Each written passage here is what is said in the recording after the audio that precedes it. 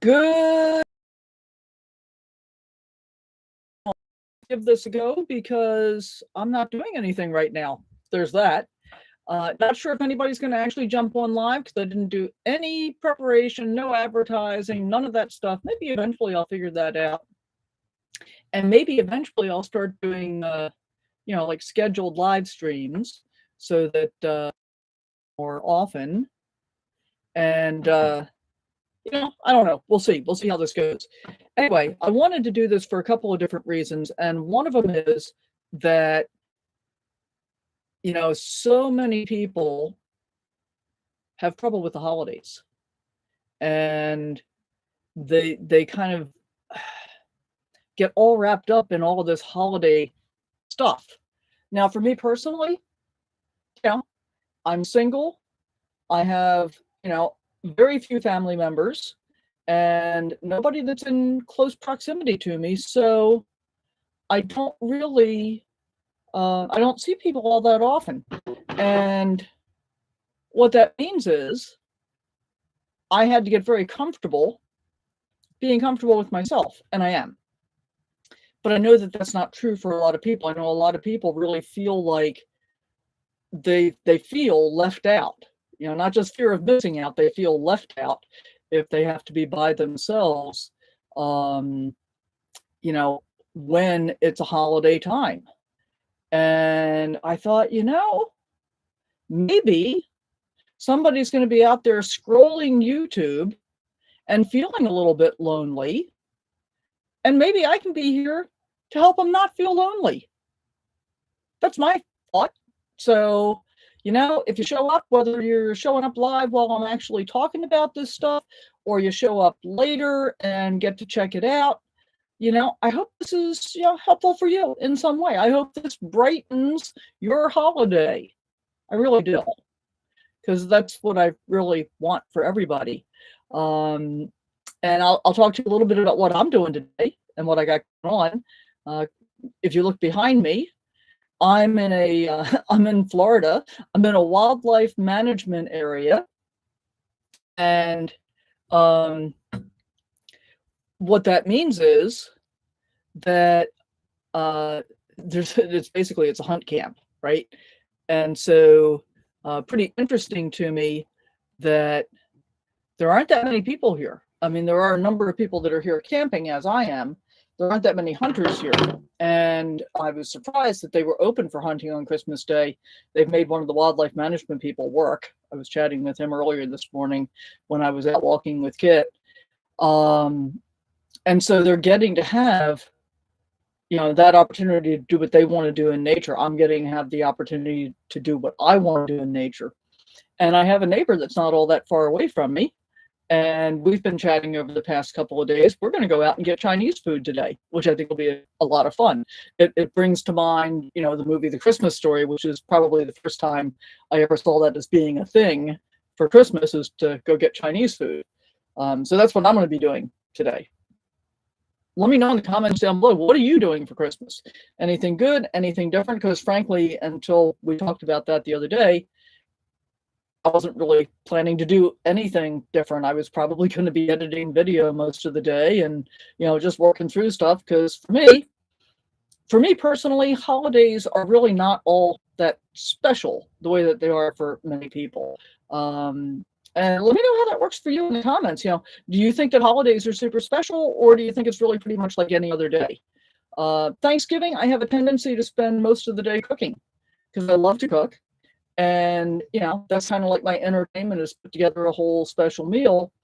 But that was less than a month ago. And so I don't really want to be doing that again, for Christmas. So I'm loving this thought about going out for Chinese food today. I think that'll be pretty cool. So, leave a comment. Let me know what it is that you're going to be doing for Christmas. And I'm going to be putting glasses on and on and off and on and off because, excuse me, I had made notes about what kinds of things I might want to talk about if I decided to do a live stream. So I thought maybe we'd talk about some of the questions that I get on a typical basis. And one of the things that, and so questions that I get and questions that I have for you guys. So if you're a regular viewer and you're watching my videos, I've been doing travel day videos where basically all I'm doing is stringing together whatever it is that I have filmed while I'm driving from one place to the next throughout the day. And I'm curious, do you want to see the date that those were actually filmed? Would that be important to you? In the title, I always put what the locations are that I'm traveling through, and then there's usually some kind of description that says where I've been and so forth. But I'm curious if you want to see the actual date that those were filmed as well. And do you want a video summary at the beginning of those, or do you want to see snippets from the video at the beginning? Are any of those things important to you? Just curious. So a couple of questions that I had for you. Questions that I get all the time. Probably one of the number one questions I get all the time is, am I scared? Am I scared? Because, I'm on the road by myself all the time. And the majority of the time, my preferred method of camping is to be out in the middle of nowhere, typically by myself, typically for a couple of weeks at a time. That's what I prefer to do. But if you've been following the channel, I've been doing a lot of traveling, and there's so much more to come. I'm so far behind. I'm only down to, I think I'm into New York now. And I went from New York all the way up to Maine, all the way down the coast, and into, okay, great. Thank you, Tommy. Tommy G says, yes, full transparency is important to viewers. The date and time is important. And, I don't know. I have to look like on an incognito page and see how this shows up. Because one thing I do is when I'm prepping all of the stuff to release a video, I include the recording date in all of that data. Hey, Merry Christmas to you, Tommy G. Right back at you from Florida. So pretty much the other end of the East Coast there. Cool. I missed Long Island. I deliberately did not want to go through the whole New York City mess. I went around it this time as I was coming south. So so there's that. But yeah, one of the questions I get all the time is, am I scared? And I'm really not. When I'm out in the wilderness and I'm by myself, there's not really much of anything to be scared of, right? So for one thing, I'm usually far enough away from a town. The bad guys aren't going to come out and bother me. That's too much effort. They want easy targets. And for those of you that don't know, there's this guy. Put your head up, kid. See, that guy, say hi to the people. No, you just want to snooze? Okay, he's just snoozing right now. As little as he looks, he has a mighty bark, and he is actually ferocious. Unfortunately, and we're working on this, he will bite people even if I've told them that they are not stranger danger. It's really okay. But he's a rescue, and he's had a hard life, and he's had to get through and over all of those things. And progress, not perfection. That's where we're going with this. So no, I'm not scared. The times that I am even more situationally aware, as I have been, as I've been traveling through the Northeast and now Southeast, I'm spending much of my time what I call tar docking. Some people will call it cracker docking. They'll stay at a Cracker Barrel. And some people, some people like me, I've been in Walmarts. They're like my least favorite place to stay. I use Harvest Toast. They're usually fine. I use Lowe's, Home Depot, Cabela's. There are lots and lots of parking lots you can stay in. And my thing is that if I'm out exploring all day long and doing things, I really don't want to pay a ton of money just to park so I can sleep. So I'm fine with just going to a park, spending the night, and then getting back out to explore the next day. If it's legal where you are, I hope you carry mace just in case. Well, thank you, Tommy. I won't share the specifics, but that's the other reason that I never feel scared. I will say that I have had a lot of training in a lot of different areas that would be useful in defending myself. How's that? I'll say that. So no, I have little concern. And the first thing in keeping safe is indeed situational awareness. It's being aware of your surroundings going on and so forth and so on.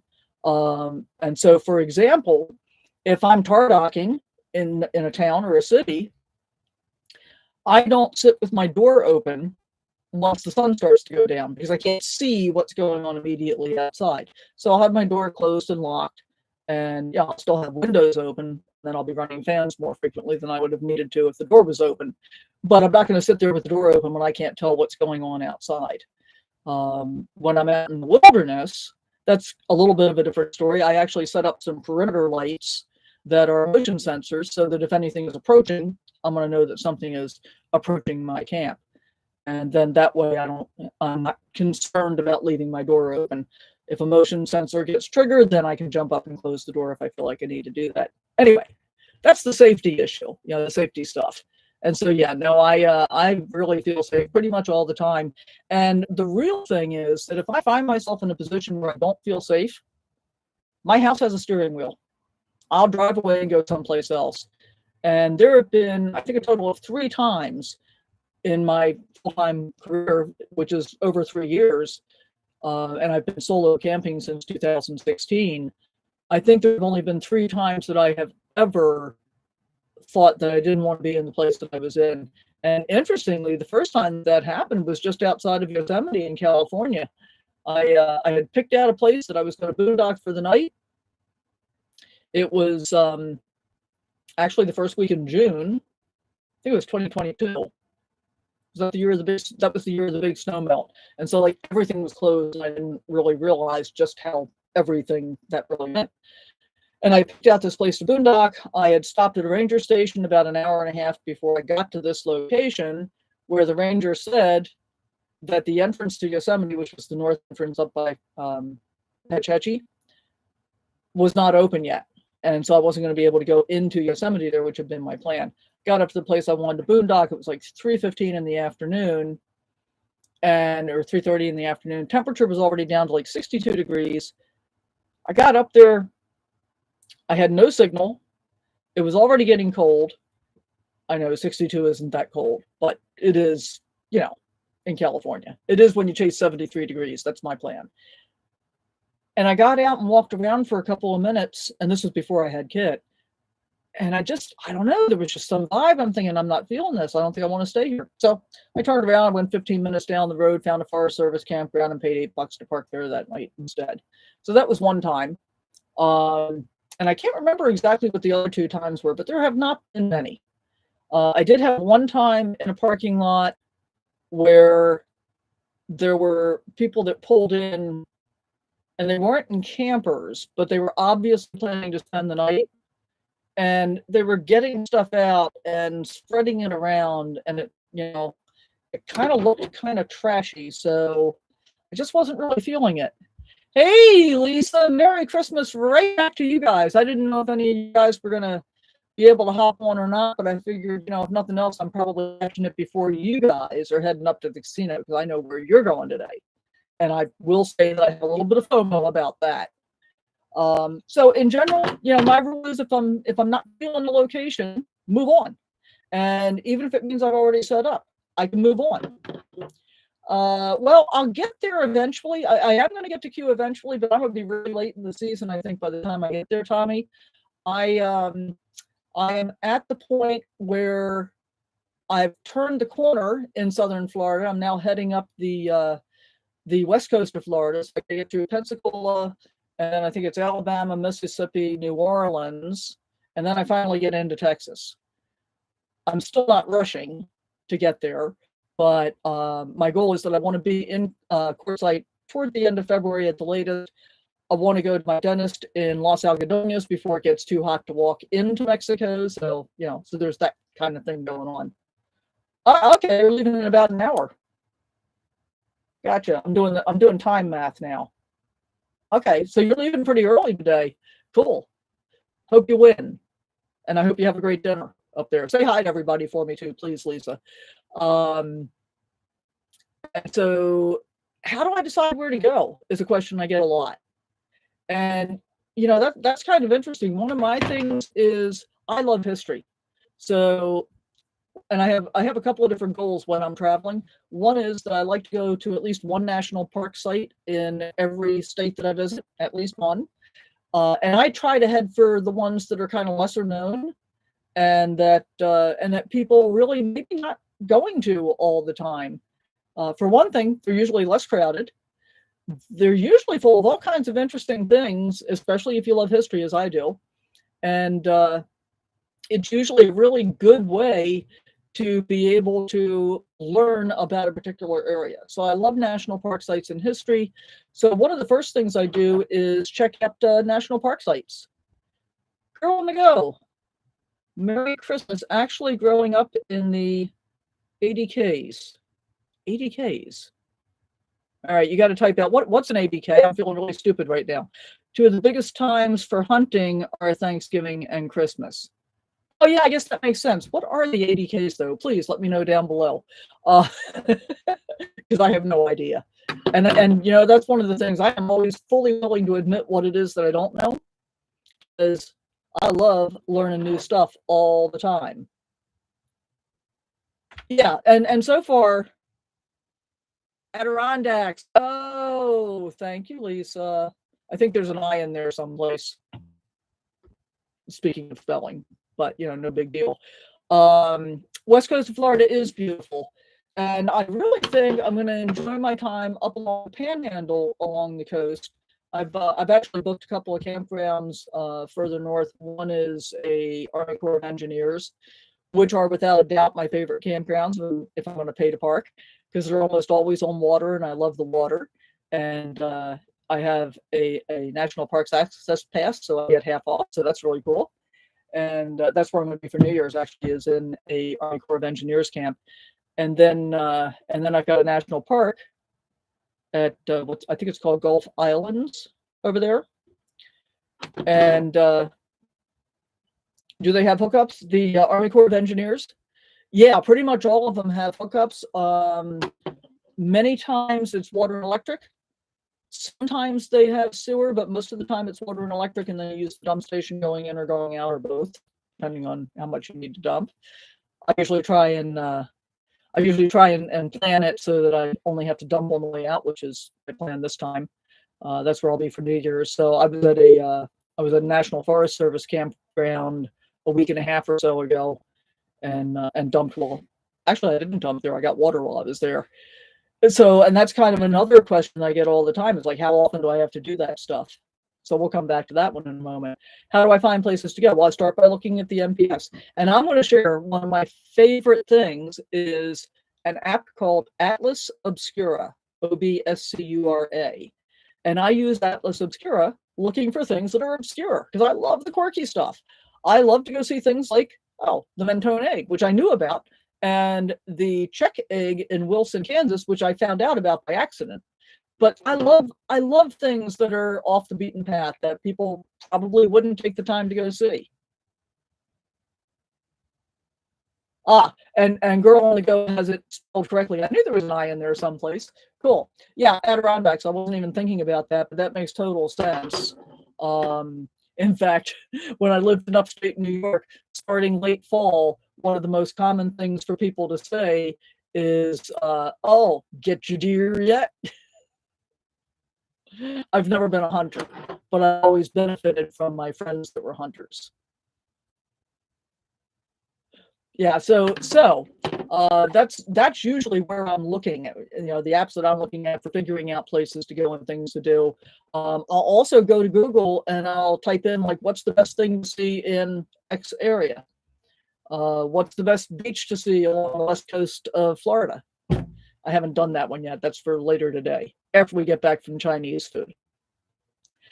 So those are, like, the main ways usually that I pick places to go. And then for places to stay, that's a whole different story, which gets long and complicated and sometimes difficult in the East, as I've been discovering over the past few months. But yeah, I love being able to see history, to see quirky stuff. Kit and I do a lot of hiking. He's a good little hiker, which is awesome. And so I really appreciate being able to spend as much time in nature as possible. I bought a converted camper van. This is Tommy saying this. I'll take it on its maiden voyage in 2025 down I-95 to Florida, then over to the Panhandle, Alabama, Mississippi, ultimately to Las Cruces, New Mexico. I like Las Cruces. There's actually a lot of stuff to do there. In fact, I spent most of the summer in New Mexico camping with another friend of mine, also a YouTuber, Shalom on the Roam. And if you haven't checked out her channel, do that. She does some fun stuff too. So cool. Congratulations on your camper van and taking off on your maiden voyage. I'll tell you, in addition to seeing things less traveled, I prefer to see the roads less traveled. In fact, I have my map set to avoid highways, tolls, and ferries. So I spend most of my time on 2-lane backcountry roads. And yeah, I love Las Cruces too. I think it's a great area. And as I said, I spend so much time in New Mexico. And unfortunately, Tommy, I do have a playlist called A Season in New Mexico. Unfortunately, I dropped my hard drive before I had about half of that stuff edited and broke my hard drive. I'm going to, at some point, when I'm done with this section, I'm going to take my hard drive apart and see if I can fix it and recover the data and finish up those videos, because there was really some stunning stuff to see there. So yeah, and so now I do a backup at the same time. That was one of my lessons learned. So my process is I shoot video on multiple different cameras. I shoot on 2 different GoPros. I shoot on my Osmo Pocket 3, and I shoot on my phone. And oh, are you getting up? You're moving over there. Do you want to come say hi to the people? Hey, you know what? Auntie Lisa's here. I know you can't see her, but she can see you. She can see you. Yes, she can. Thank you for the kisses. Thank you for the kisses. Okay, thank you. That was enough. Now you can go lay down. So now I am. He has been so cuddly, Lisa, you wouldn't believe it, and he's improved so much. It's just amazing. So now when I'm downloading video from all of the different sources, I am making 2 copies. I make one on the regular hard drive that I'm working from, and I have another hard drive that I use for backup. So in the event that I drop one of those, hopefully I can recover from the other one. So far, so good. But the whole video thing is a lot of work. You know, ask our friend Rob Travels with Dottie. He's doing a video. He's doing 3 videos a day, I think. I can't imagine. I don't want my life to be just doing videos. I want my life to be living my life and sharing it with you guys. That's what's more important to me. Yeah, I got that Army Corps of Engineers book from Amazon as well, Tommy. And it's also, I don't know, I find it kind of hard to work with sometimes, but often it's easier to start with state by state than trying to find things on Google, has been my experience. But yeah, I think the books are definitely helpful. I don't like reading all the details. So for me, usually what I do is I'll look at the map for the state and I'll figure out what's in my relative trajectory. And then I get on Google and then I Google for the name of that, campground, whatever that campground was for the Army Corps of Engineers. And then I get the information. I don't know. I'm really internet oriented rather than paper oriented at this point. So that's the way I do it. It's just easier for me. So what are you doing for Christmas today, Tommy, besides hanging out with me? And thank you for doing that. I appreciate that. And how about you, Girl on the Go, if you're still with us? What are you doing today? And are you in the Adirondacks? Or are you someplace else now? Let me know what you guys are doing. And, one of the other questions that I get very, very frequently is, it must be expensive to live this way. And I'm going to be working on my 2024 expense video to come out sometime in January, because it's kind of shocking how inexpensive it can be, depending on the approach that you take. And I'll talk about that a little bit as well. Oh, I'm sorry to hear you're under the weather, Tommy. Well, thank you for hanging out with me. At least you're not spreading germs around anybody, right? So that's a good thing. I appreciate that. I hope you feel better soon. I know being under the weather under any circumstances is never any good. And I'm actually really, really grateful. I cannot remember the last time I was sick. I haven't even had a cold in I don't know how long at this point. Um, well, thank you. I'm glad you're enjoying it. I'm glad you found it and decided to hop on. As I said, I did no preparation for this at all. So, and I may start doing them on a more regular basis. I don't want to, I don't want to be taking up everybody's time forever. We're about 25 minutes in. I think we're going to go about a half an hour and call it good. But yeah, I did want to talk a little bit about how expensive it is or isn't, because there are a bunch of YouTubers that I follow. Some of them are friends, some of them are just people that I found and I follow. And I guess from one extreme to another. Oh, cool! I'm glad you got the notification, Tommy. That's great. From one extreme to the other, one extreme is like switch it up. They had a custom-made StarCraft made, and they haul it with an HDT. That's pretty expensive. And they stay in RV parks for the most part, although they are planning to do more boondocking going forward now. And then there's, like Happily Ever Hanks. Same thing. They've got an enormous fifth wheel. They spend almost all their time in RV parks. And kind of the conclusion that I've come to is that many times people with fifth wheels and bigger travel trailers and stuff like that are spending time, I think, in RV parks because they think it's too hard to not do that. And the reality is that it's pretty simple to be able to boondock, even if you don't have a big solar system. Now, I have a big solar system. My decision was that I just wanted to be able to live my life as if I were living my life in a house. And I can do that for the most part, although, it's been cloudy and overcast for the past couple of days. And I finally broke down and ran the generator for about an hour and a half last night to get my batteries fully recharged, because we have a couple more cloudy days. And I don't want to get too far behind, and then I got to run the generator for a long time. I hate the noise. I just really, really hate the noise of it. But I'm grateful to have the options. And so the way that I camp, I don't know, it's pretty cheap. I very rarely pay to park. And that said, Christmas gift to myself was I was in Key West on the 15th. Real time on the 15th. I'm very far behind in videos, but I'll get there eventually.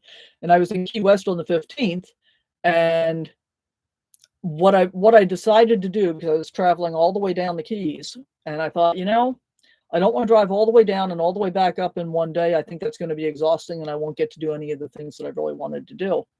So what I decided to do was drive all the way down, do the stuff that I wanted to in Key West, and then I booked a reservation at Thousand Trails Encore Sunshine Key. I spent $250 for one night in an RV park. One night. I couldn't believe I spent that much. But I made the decision because I think the cheapest night I could have had, and I would have been surrounded, on both sides and behind me, was going to be like 149, I think it was $149 plus tax. It would have been about 160. So for roughly another $100, I got an oceanfront site with a private beach where I only had a neighbor on one side. And I decided, as little money as I spend on camping, I deserved the opportunity to have something nice if I was going to end up having to be in an RV park. So that was pretty cool. It was actually very cool. Oh, right, they do. I forgot about that, Girl on the Go. Because I actually lived in upstate New York for a while, upstate Western New York. So that was pretty cool. And Tommy says, how many amp hours do I have? Or is it strictly solar generated? Yeah, so I've got 800 watts on the roof of solar. And in addition, I've got a 300 watt portable panel, which I hardly ever get out. Certainly, I won't get it out for one day. I'll run the generator before I'll get out the portable panel if I'm only going to be someplace one day. And then I've got 560 amp hours of lithium batteries. I've got a whole big solar setup. I think it's search on the channel, Tommy, for Ultimate Solar Setup. I had the installation done October a year ago at the National RV Training Academy. And I did Big Beard Batteries, and Jeremy and Caleb are the solar instructors for the NRVTA, and they did my whole install. So pretty awesome, actually. I've got a great system set up. Those guys did an amazing job, and it is absolutely adequate all the time. It's wonderful during daylight savings time, and if it's cloudy for like 3 days in a row, I don't need to run the generator. I can get through that period just fine. And if I was more conservative, it would be less of an issue. But I run my air fryer, and I run my Instant Pot. I use the microwave. I do all the stuff, and I watch TV usually from the time it starts to get dark until I go to bed. So the TV and stuff is on then as well. Yeah, and that's exactly it. I wanted to be able to live in my RV as if I were still living in a house and be able to do that comfortably. Now, I will agree that I am very, very fortunate to be in a position to have been able to afford to do that. Not everybody can. Not everybody has the finances. Not everybody has the physical resources. And what I mean is, if you're in a camper van, there's really not enough roof space to get a lot of solar up there. And so, from that perspective, you may not be able to get as much solar as you need. You might have to depend on portable panels to be able to do that. And but there are always workarounds, and there are always good ways to do it. I have camped with a lot of people that basically have no solar, or they might have a single portable panel, and they get by just fine. They're excuse me. I'm a gadgeteer. And I used to be an early adopter of everything. So in my background, I've always been an entrepreneur. I've always done my own business. And my philosophy throughout my entire life, up until I retired about 1.5 years ago, had been, I want something, just go out and work harder, make more money, and buy it.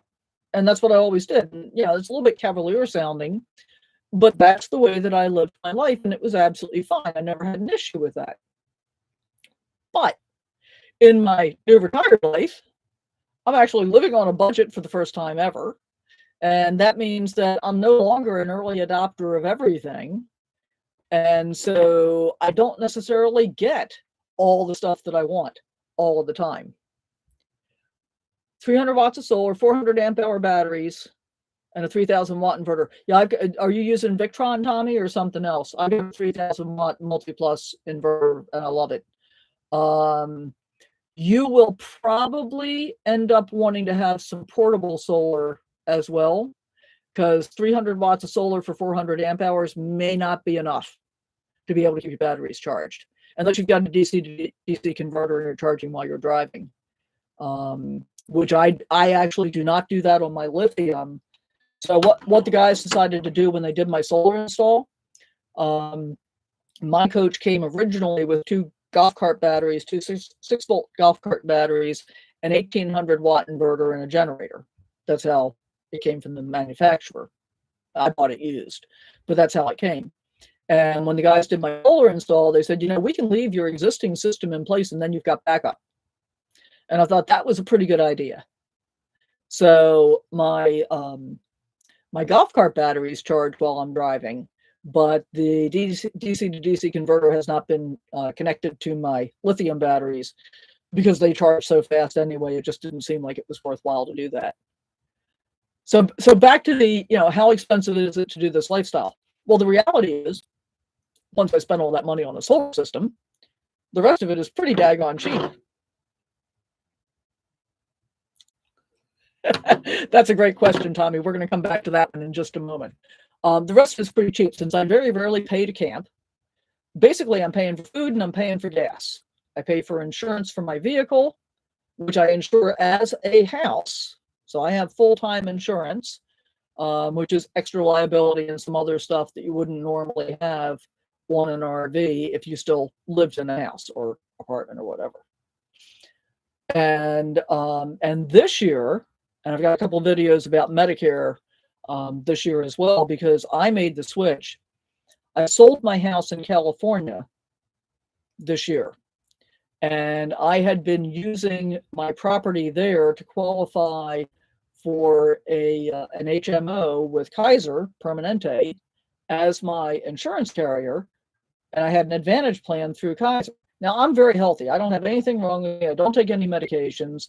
no conditions, no anything. So I'm super, super grateful about that too. And I thought the Advantage plan was absolutely fine. And I understood that that meant that I was only going to be able to have emergency coverage if I was not within the region that was covered by my health insurance plan.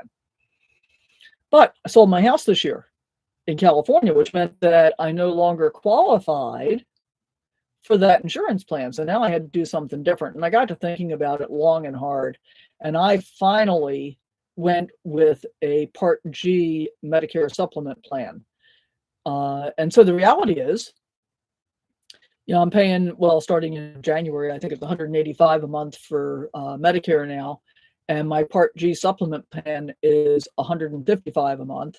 And I have to have a Part D prescription plan, even though I don't take any prescriptions. I want to be prepared.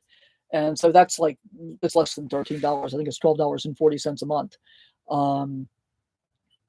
And it'll be adequate unless and until I start needing to have prescriptions on a regular basis, which hopefully isn't going to happen anytime in the foreseeable future. So medical insurance went way up this year. So, I'm on Medicare. I've got insurance for the vehicle. I pay for food. I pay for fuel. I pay for maintenance, because you still got to do maintenance, even on a house you're driving down the road. And that's really about it. Everything else would be normal. You got to buy clothes periodically, whatever, all that stuff. And the reality is that up until I went into, let's go into high-speed travel mode, where I'm moving pretty much every day, I'm averaging $1,100 to $1,200 a month total expenses. Now, it's been a bit more as I've been traveling and I've been wanting to have excursions and pay for experiences and stuff like that. So I've been up a bit over the past few months. And when I get back west, I'm going to just hang out and sit still for a while. And that'll be fine again. Oh, cool. Congratulations on your America the Beautiful pass, girl on the go. First national park was Joshua Tree. Cool. Okay, so I know where you are now. Stayed just outside the park last night. Boondocking. In the boondocking, you went in the Cottonwood entrance, I'm guessing, and making your way back to Quartzsite for RTR. Cool. I will be sorry to miss the RTR this year, but I made the decision that this is what I was doing this year. And I will probably never do this again in the wintertime, for a couple of different reasons, actually. One is I am hating the humidity in Florida. Hate it. Because I've had many, many days that have still been in the 80s, and the humidity has been, in the 80s. It's kind of miserable. I don't like waking up feeling like my sheets are wet. I go to get dressed, my clothes are wet. I hate humidity. And I grew up in the East, so I should know better, right? Going back to Tommy's question, do I like retirement and do I miss working? Yes, and pretty much no. I don't miss working in guise of I've got to do something every single day. I will tell you though, if you want to have a successful YouTube channel at all, it is work. There's no doubt about it. There's a lot of work involved in it. So that's kind of my retirement job right now. But then I was speaking with somebody from my previous industry about a week and a half or so ago, and it looks like I'm going to be doing some work with them as I'm moving around the country, which will be a part-time kind of thing, and not too big a deal in terms of cramping my lifestyle, so to speak. I am like everybody else who has retired. I think everybody I've talked to says the same thing. I have no idea how I ever found time to work before now. I just have no idea, because I really don't have time to work. Good morning, Susan. If you haven't already discussed your thoughts on the New Mexico pass fees, would you mind doing so? I'm curious about buying one now before dollars go up for use in the next year. Yes, I absolutely will. I have not talked about that at all. So, first of all, I have not yet seen, and it was one of the things I wanted to look at today, so I have not yet seen any announcement that New Mexico has actually raised the rate. But I will say this. If you have any intention of spending time in New Mexico, I would buy the pass now before the end of the year. I would totally do it. $225 is kind of a no-brainer. Hi, Lola. Nice to see you here. They were talking about going up January 1st. I haven't seen the actual announcement yet. and I will go look for that. I know that, let me think about that. I'm sorry, I've got it backwards. BLM has not made their actual announcement yet, since they all chose $600. Yes, New Mexico did make the announcement. They are going up. You know, it's still a pretty good bargain, even at $600 for the non-resident pass. But if you've got any intention of spending time there, I mean, here's the deal. At $225 for the non-resident pass, basically you have paid for the pass if you're going to spend at least 20 nights in New Mexico state parks. I was in New Mexico state parks for much of November last year and pretty much all of March until the end of July. I more than got my money's worth. I would have had my money's worth at $600, although honestly, I probably would not pay $600 for the New Mexico State Park Pass, especially now that I've had the opportunity to do it. Having spent that much time in New Mexico, I feel kind of complete with New Mexico. But yeah, if you got any intention of doing it, then I would totally do it this year and get in on the $180 deal. And the other thing is, if you think you want to do it, you can make reservations up to 6 months in advance. So like if you want to be there March, April, May, June, go ahead and make reservations before the end of the year, because you can still make reservations at the old rates. Starting in January, you'll be subject to the new rates for electricity and water. The overnight dry camping fee would still be free with your pass, but if you want electricity and water, that's basically more than doubling. So if you think you want to do it, absolutely do it. And I recommend, it really is the land of enchantment. I had such a good time in New Mexico. If you've got the opportunity to do it, I'd say go do it. Do it while you can do it for cheap. That's always a bonus. And one of the things that I found is that most of the state parks that I went to had dry camping areas, often on beaches, like right up by the lakes, which was very, very cool. So most of the time I didn't even make reservations. Hey, Pup Camper, Merry Christmas to you as well. Give Clover a scritch for me. I hope you guys have a great time up at the casino today. Will the $600 diminish the crowds next year in Quartzsite, or will everybody just pay it? Well, most of the people I know are planning not to pay it if it actually does go up. So far, they have not committed to raising the rate for BLM. And part of the problem is, all right, so the whole BLM thing on Quartzsite and the let's talk LTVAs, because that's different from 14-day. The long-term visitor areas, right now, there are 7, I think it's a total of 7 different locations in California and Arizona that you can go to for the same $180 LTVA season pass. What their proposal is to increase the rate for the Quartzsite area LTVAs, to increase the rate from $180 to $600, which is a huge increase, and decrease your ability to be able to use it. And what I mean by that is that would only be in effect for the Quartzsite area LTVAs. So you would no longer be able to go to Imperial Dam or Holtville Hot Springs or Midland. I think there's one other one that I'm not thinking of. No, that's 7. Yeah, the 4 LTVAs in Arizona would be under that $600 pass, and the other ones, which are actually located in California, would be a completely separate thing. And I haven't seen any notifications yet at all about whether or not they're planning to raise their rates. But if you want to be able to use all the LTVAs, you have to buy 2 different passes under their proposal. And then there is also, for the LTVAs, there's also a 2-week pass that you can buy right now for $40. And the proposal is that will change from $40 to $200. And instead of being for 2 weeks, it would be for a month. So that's still 2.5 times the cost of what it is now. And if you didn't plan to be there for a month, it makes it like super, super expensive comparatively.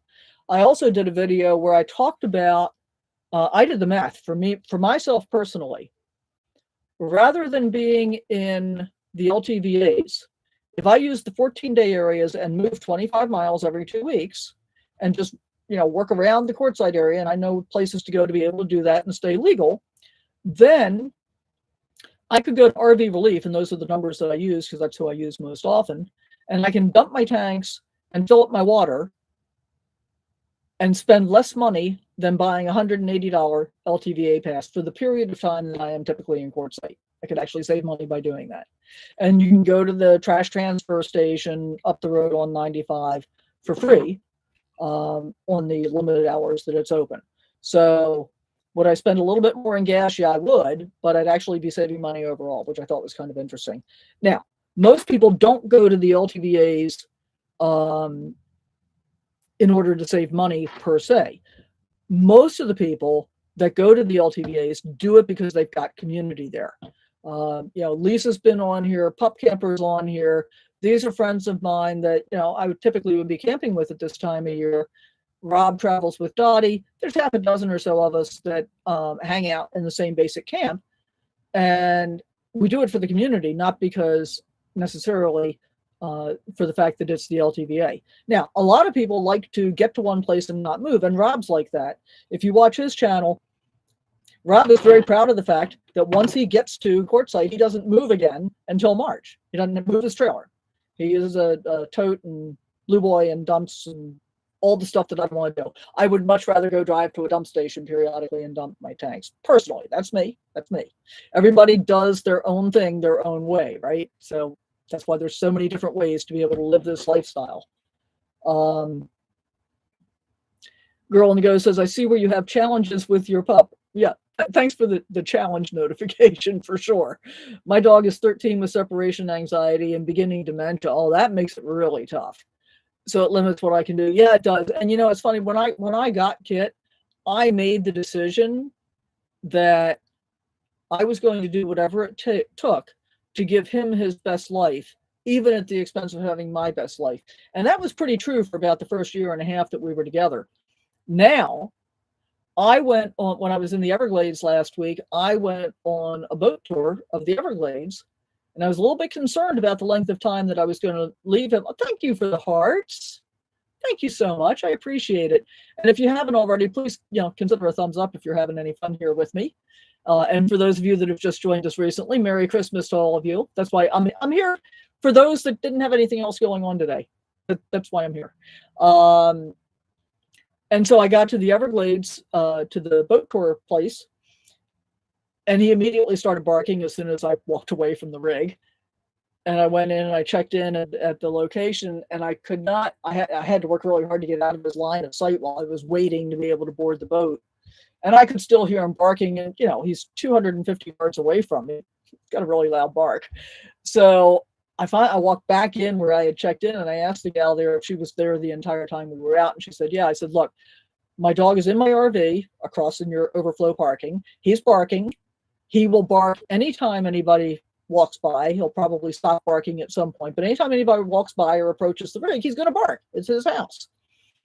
And oftentimes people think that that's a problem, that he is somehow suffering in some way. Well, he is, but not in an unreal way. And it's climate controlled. He's perfectly comfortable. It's not like he's in a car that's closed up. And I want to make sure that you know that, because if somebody comes in and complains and has concerns, then you can say you actually talked to me and it was fine.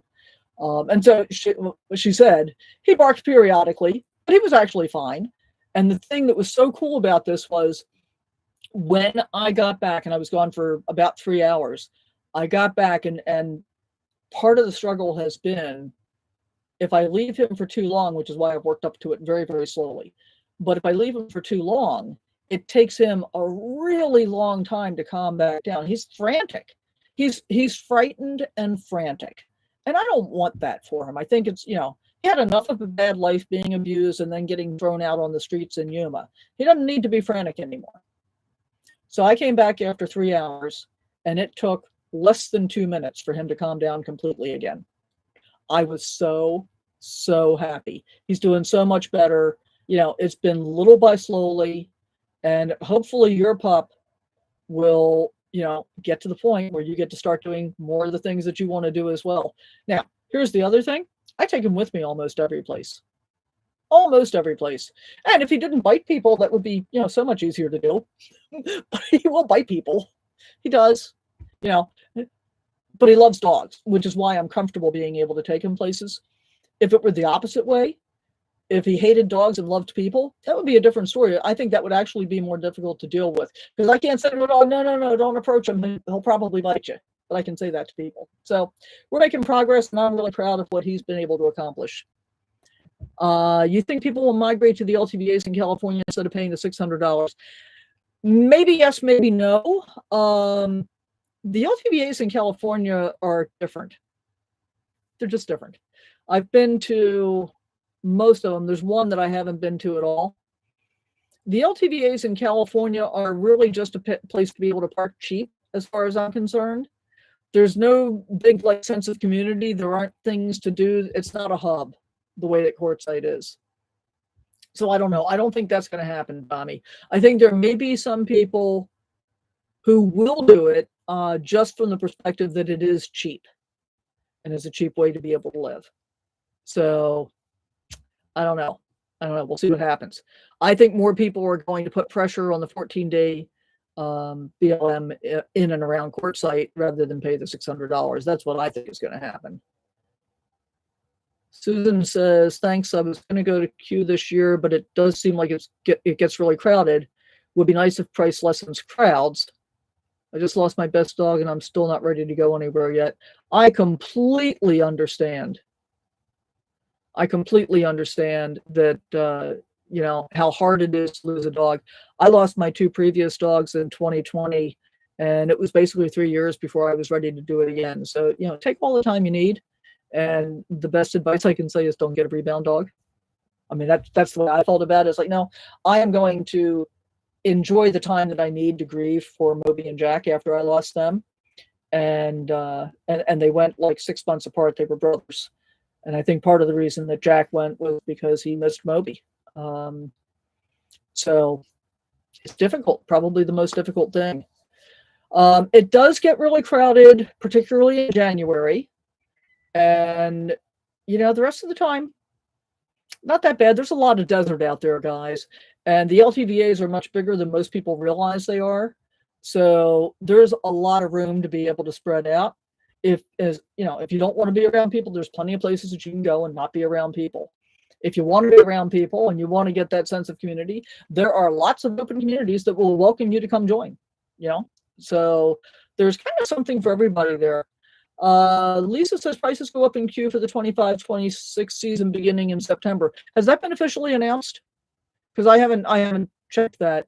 I had said earlier I hadn't checked for New Mexico, but that's not true. I haven't checked for Quartzsite to see if they actually decided to go that route. But I think it'll be unfortunate. I think that there will be a number of people who do it because it's cheap and will decide not to do it because it's no longer super cheap. That said, there will still be a number of people that will figure out how to scrape up the $600, especially those that are on a super budget. I haven't done the gas analysis. Okay, I didn't think they'd announced it yet. The last time I looked, I hadn't seen anything. And I think maybe I'll do another video on the analysis of gas cost as well, for what it costs to be able to move around from all those all the different locations. If you want to avoid paying for the LTVA at $600, it's probably way cheaper still to move around than it is to pay for the LTVA at $600. I'm guessing. I could be wrong. And PupCam says, I think BLM will probably make an announcement sometime after the first of the year. That's my guess still. I think that they didn't see any reason to rush into it, since it's not going to be like New Mexico where it's going to take effect in January. It wouldn't matter until next season, because, we're not in that season. We're in this season. I don't think they're going to change the price in the middle of the season, at least not as far as I know. So, yeah. So, I don't know. The whole thing is kind of crazy, and it seems to me like BLM kind of looked at what New Mexico was doing and said, "Oh yeah, $600. That sounds good." That's what it looked like to me. I don't know. I could be wrong. I'll have to ask her. I just talked to Barb the other night, actually. Can I do a video on one of the Army Corps Engineers Park? Yeah, and actually I've done several. I don't know that I've actually identified them as Army Corps of Engineers. So maybe I'll do a playlist and throw those in there, Tommy, so they'll be easier to find. Does that sound like a good idea? Because I've done several so far. And I can't remember what the name of it was, what the name of the park was now, but it was in Kansas. And the video title is something like a walk and talk around something. I basically walked around the whole park and talked about the amenities and whatever else was going on. Let me see if I can find that real quick. Because I think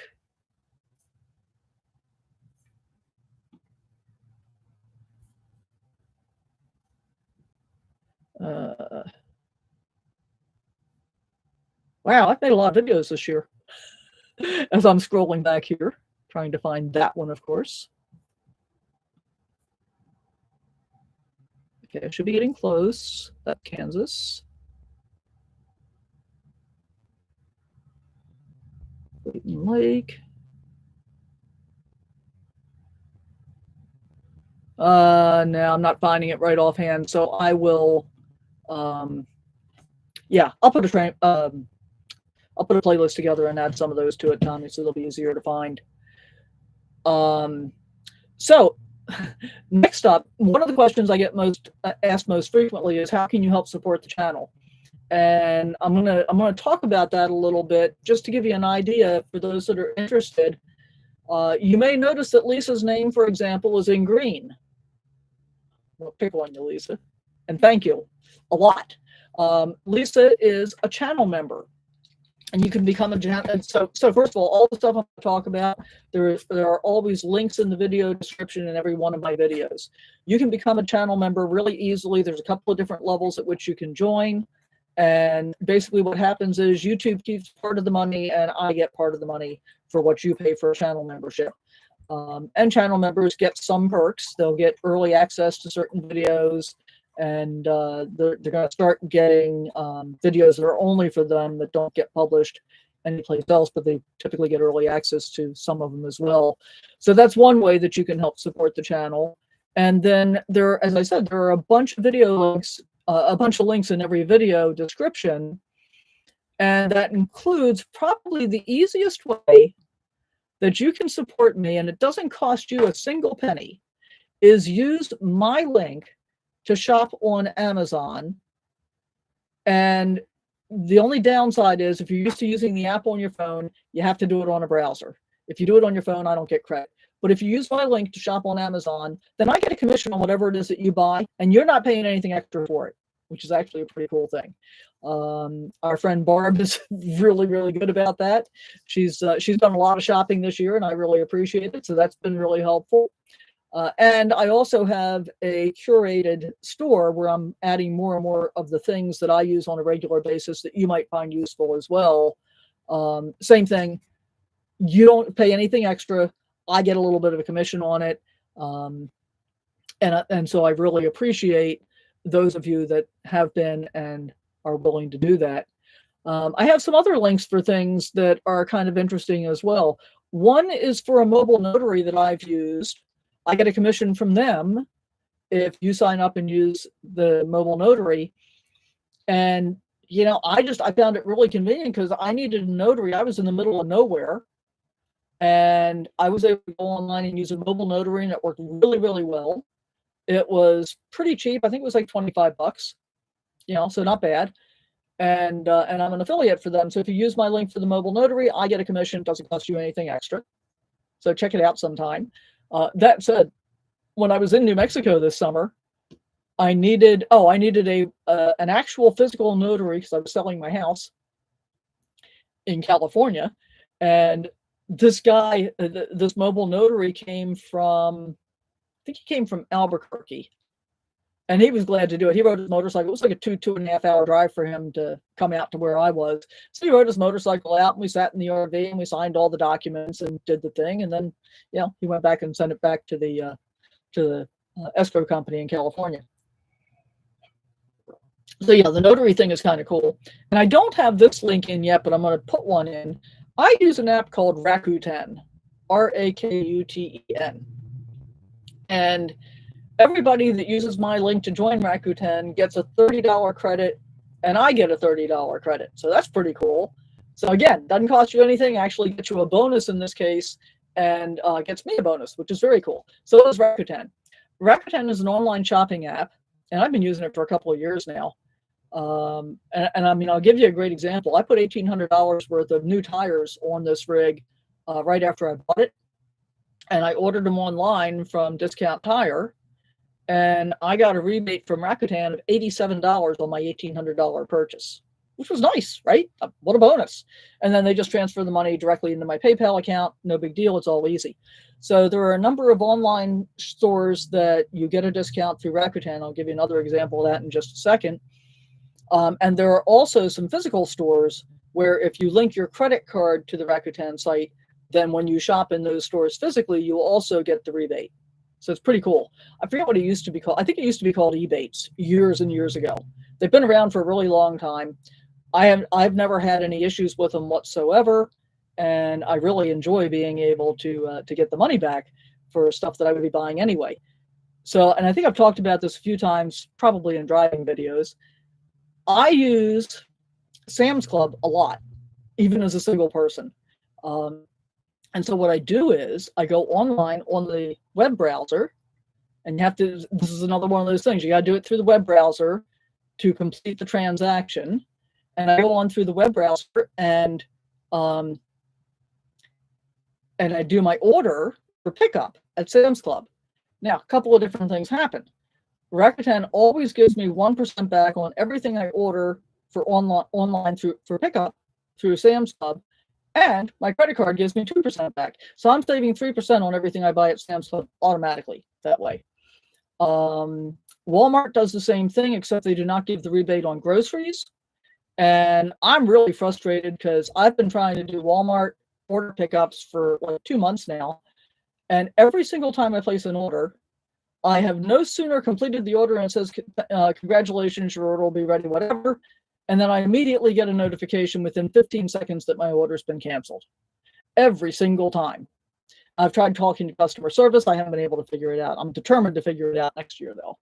And I love doing that. I find those to be money-saving hacks, because if I'm ordering online and just picking stuff up, I'm not walking through the store and impulse shopping, which is actually a real money saver I've discovered. Because if I'm not impulse shopping, it's great. So I use Rakuten for that, and a number of other online retailers that I use, and now some of the sticks and bricks stores that I go into. Petco, you can do in-store shopping via Petco using Rakuten and get a rebate, and I just discovered that the other day. So the next time Mr. here gets his toenails clipped, because I can't do it, we'll get a rebate on that as well. So pretty cool. Anyway, those are some of the ways that you can help support the channel if you're willing to do that. Check out the links in the video descriptions, because you never know, there might be something there that's useful for you. And in some cases, you do get discounts. Like I can get you a discount on RV Life. I can get you a discount on Harvest Hosts. So use my links to do those things and you get a discount. Hopefully that kind of thing helps for you guys. All right, you guys travel safe. Say hi to everybody for me. And I hope you have a wonderful time up there at the casino, and drive safe, all that good stuff. So I know Rob's driving. Are you driving, Lisa, or is somebody else? Unless you left me and you're not going to answer me now.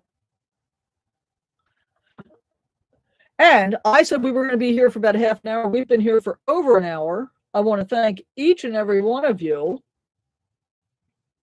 Oh, that's an interesting thought.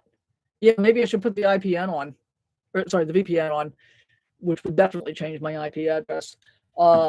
That's an interesting thought, Tommy. Thank you. And I'm going to say thank you to each of you for being here. I always appreciate you taking your time to watch my videos, and I'm glad that some of you were available to hop on and join me today for this kind of impromptu Merry Christmas. Merry Christmas to all of you. Hope you have an amazing and fascinating rest of the year. All right, cool. You guys have fun. We'll talk soon. Bye for now.